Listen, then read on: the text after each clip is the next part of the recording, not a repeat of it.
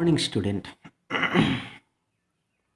আজি আমি NCERT class 11 লেভেলৰ ম্যাথমেটিক্স এটা নিউ কনসেপ্ট থকা চ্যাপ্টাৰ স্টাৰ্ট কৰিম। চ্যাপ্টাৰৰ নামটো হ'ল বাইনোমিয়েল থিয়ৰম। যিবিলাক ষ্টুডেণ্ট ক্লাস 19ত এডভান্স কৰিছা সিহঁতৰ কাৰণেও কোনো প্ৰব্লেম নাই, আৰু যিকেইটা ষ্টুডেণ্ট এডভান্স নাছিল সিহঁতৰ কাৰণে অলপ প্ৰব্লেম হ'লেও কোনো অসুবিধা নহ'ব। ভিডিওটো লাষ্টলৈকে চাবা। তাতে বেসিক কনসেপ্টৰ ওপৰতে দিয়া হৈ আছে। লাহে লাহে আমি চ্যাপ্টাৰটো আগবাঢ়িম। So let's start binomial theorem. Binomial theorem.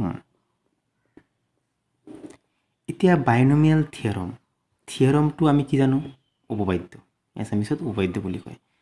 বাইনোমিয়েল আমি ক্লাস 8-9ত শিকিছোঁ যে এটা পদ থাকিলে তাক কয় monomial. Only one term is called monomial. Two term থাকিলে তাক কি বুলি কয় জানানে? টু টার্ম থাকিলে তাক বুলি কোৱা হয় বাইনোমিয়েল। তো সেইটোই আমাৰ হ'ল দুটা টাৰ্ম থকা উপপাদ্য, মানে অসমীয়াত কোৱা হয় দ্বিপদ উপপাদ্য, বাইনোমিয়েল থিয়ৰম। ইয়াত আমি ফাৰ্ষ্টত এনেকা সিস্টেমত যাম যে আমি সাপোজ দুটা নাম্বাৰ ললোঁ a + b। ওকে, এতিয়া সাপোজ ইয়াৰ ওপৰত একোতো পাৱাৰ নাই, তথাপিও আমি জানো একো নাথাকিলে 1 থাকে। a + b ^ 1, তাৰ মানে কি হয় a + b হ'ব। আকৌ a + b হোল স্কয়াৰ, এইটো অলৰেডি সবেই জানা, নজনা কোনো নাই। a + b হোল স্কয়াৰ কি হয়? ফৰ্মুলাটো a² + 2ab + b²। Okay, next a + b whole cube, এইটো কি হয়? a³ + 3a² b + 3ab² + b³ এইটো তোমালোকে সবেই জানা, ক্লাস 8-9ত ফৰ্মুলা অলৰেডি পাই গৈছা। তো ঠিক তেনেকৈ আমি a + b whole cube, a + b whole to the power 4 এনেকৈ গোটেইকেইটা ফৰ্মুলা আমি বনাব পাৰিম। এতিয়া ইয়াত কেৰেক্টাৰটো চোৱা কেনেকুৱা টাইপৰ হয়। যিটো আমাৰ পাৱাৰ থাকে, যিমান পাৱাৰ থাকিব নাম্বাৰ অফ টাৰ্মছ চোৱা এক বাঢ়ি যায়, হয়নে নাই? ইয়াত 1 আছিল, ইয়াত নাম্বাৰ অফ টাৰ্মছ দুইটা হৈ গ'ল। ইয়াত পাৱাৰটো 2 আছিল, কিন্তু ইয়াত নাম্বাৰ অফ টাৰ্মছটো কিমান হৈ গ'ল? এটা বাঢ়ি পেলাই 3 হ'ল। ইয়াত পাৱাৰটো 3 আছিল, টাৰ্ম এটা বাঢ়ি পেলাই ইয়াত কিমান হৈ গ'ল? 4 হৈ গ'ল। তো সো নাম্বাৰ অফ যদি পাৱাৰটো মই n দিওঁ তেতিয়া নাম্বাৰ অফ টাৰ্মছ কিমান হ'ব? তোমালোকে গম পাই গৈছা কিমান হ'ব?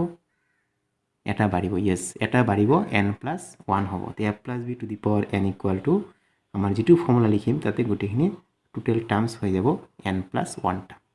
আৰু এটা বস্তু চোৱা, a + b to the power 1ত a আৰু b পাৱাৰ 1 আছে, ইয়াৰো চোৱা পাৱাৰ 1, ইয়াৰো চোৱা পাৱাৰ 1। a + b হোল স্কয়াৰত a ৰ পাৱাৰটো 2, ইয়াতো চোৱা b ৰ পাৱাৰটো 2, হয়নে?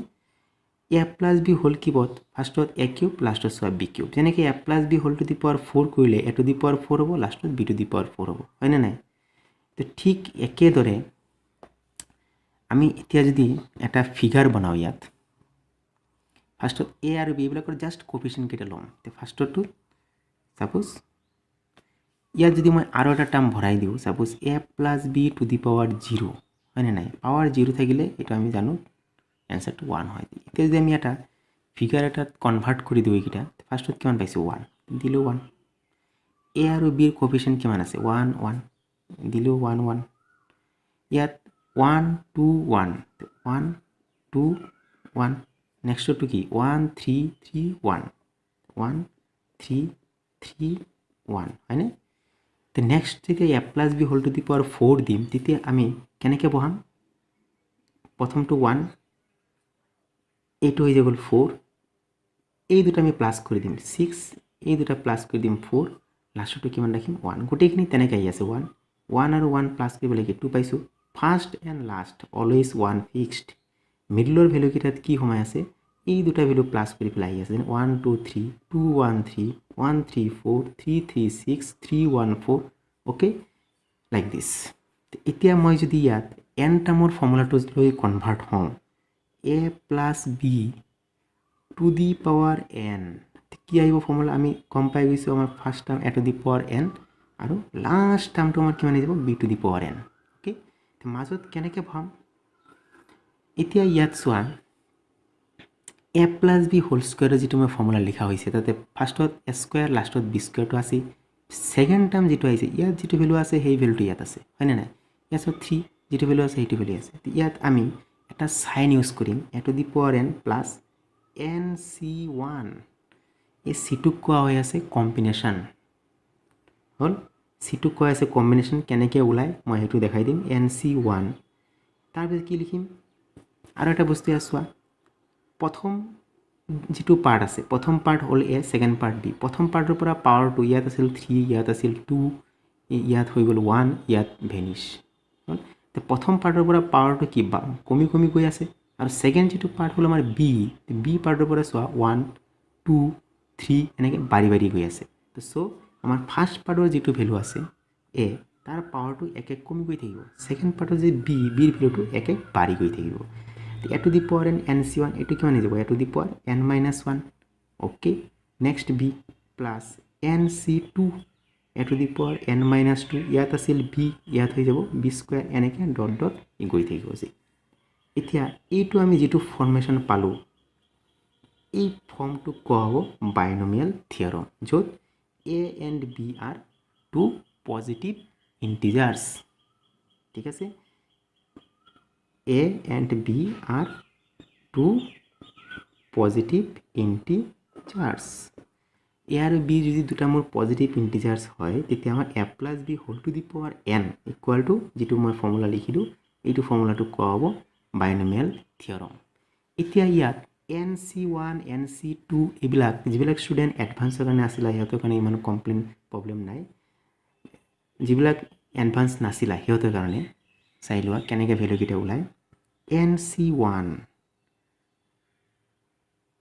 n মই সাপোজ ভ্যালু লৈ দেখাই আছো 4c1 সাপোজ যেতিয়া ইয়াত ভ্যালুটো তলত 1 হ'ব তেতিয়া ওপৰৰ যেটো ভ্যালু আছে এই ভ্যালুটো ডাইৰেক্ট পুট হৈ যাব এতিয়া আপাতত এইখিনি জানি লোৱা 4c1 c ৰ তলত যেতিয়া 1 থাকিব ওপৰৰ ভ্যালুটো ডাইৰেক্ট পুট হৈ যাব সাপোজ 4c2 আমি কেনেকৈ ওলাম তলত কিমান আছে 2 তা আমি কি কৰিম ইয়াত যেটো ভ্যালুটো আছে ওপৰৰ ভ্যালুটো দুটা স্টেপ লৈ যাম কেনেকৈ লৈ যাম ফাৰ্ষ্টটো 4 নেক্সট এক কমাম 3 হৈ গল দুটা আৰু তলত 2 আছে 2 দি স্টাৰ্ট হ'ব এটা কমি যাব ইনটু 1 1ত আহি প্লাই কমপ্লিট তে আমাৰ কাটিলে কিমান থাকিল 2 3 2 6 6 by 1 equal to 6 এনেকৈ যেনেকৈ সাপোজ 5c3 সাপোজ লোৱা 5c3 ভ্যালুটো কিমান আহিব তলত কিমান আছে 3 এই 5 টোক আমি তিনটা স্টেপত লৈ যাম ফাৰ্ষ্ট স্টেপ 5 নেক্সট এক কমিব 4 নেক্সট আৰু এক কমিব 3 তলত 3 আছে 3 দি স্টাৰ্ট হ'ব 3 into 2 into 1 কাটা কিমান হ'ল 10 এনেকা ভ্যালু কিটা আমাৰ ওলাব লাগিব হল তাৰ পিছত আৰু এটা ইয়াত ফৰ্মুলা জানি লোৱা যেতিয়া মোৰ দুটা ভ্যালু সেম থাকিব যেনেকৈ 4c4 দুটা ভ্যালু মোৰ সেম আছে দুটা ভ্যালু যেতিয়া সেম থাকিব তেতিয়া আমাৰ এনসাৰটো আহি যাব 1 চকু বন্ধ কৰি দুটা ভ্যালু যেতিয়া সেম দেখাবা ডাইৰেক্ট পাই দিবা 1 আৰু এটা ভ্যালু কেনেকৈ পাবা আৰু এটা ফৰ্মুলা চোৱা 5c3 ৰ যেটো ভ্যালু আমি পাইছো কিমান পাইছো 10 এই ভ্যালুটো কার লগত ইকুয়াল হ'ব 5c2 লগত ইকুয়াল হ'ব কেনেকৈ ওলাইছো এই দুটা মাইনাস কৰি দিবা মাইনাস কৰি দিবলে যি ভ্যালুটো হ'ব এটো তলত বহাই দিবা তেতিয়া সেই ভ্যালু দুটা সেম হ'ব কৰি চাও পাৰা 5 into 4 2 into 1 এটো 2 কাটলা সো 10 আহি আছে 5c3 equal to 5c2 এতিয়া যদি মই কম 10c7 ইয়াৰ ভ্যালুটো কার লগত ইকুয়াল হ'ব তেতিয়া আমি কম 10c এই দুটা মাইনাস কৰি দিম 10 minus 7 3 তে 10c3 ভ্যালু আৰু 10c7 ৰ ভ্যালু দুটা সেম হৈ যাব ওকে এইখিনি আজি তোমালোকে জানি লোৱা আমি জাস্ট চ্যাপ্টাৰ স্টাৰ্ট কৰিব গৈ আছো তে এইখিনি অলপ বেছিকখিনি চাই লোৱা যদি কাৰোবাৰ লগত কিতাপ আছে বুকস আছে চ্যাপ্টাৰটো চাবা বাইনোমিয়াল থিওৰম বুলি চ্যাপ্টাৰ আছে ওকে